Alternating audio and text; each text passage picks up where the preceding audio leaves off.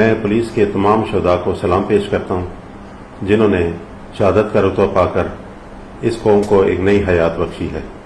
शहीद की जो मौत है कौम की हयात है, ये एक मुसलमान हकीकत है। उन्होंने अपनी जानों का नजराना पेश करके हम सबको जिंदा कर दिया है।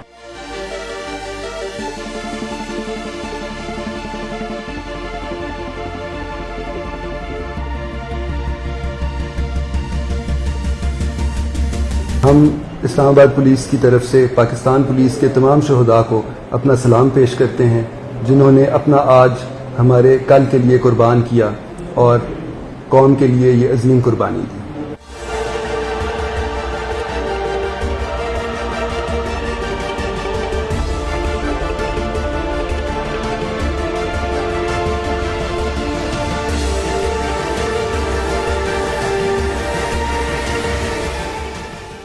और आका कहते हैं कि शहीद जो है वो जिंदा रहता है, सिर्फ आपको नजर नहीं आता।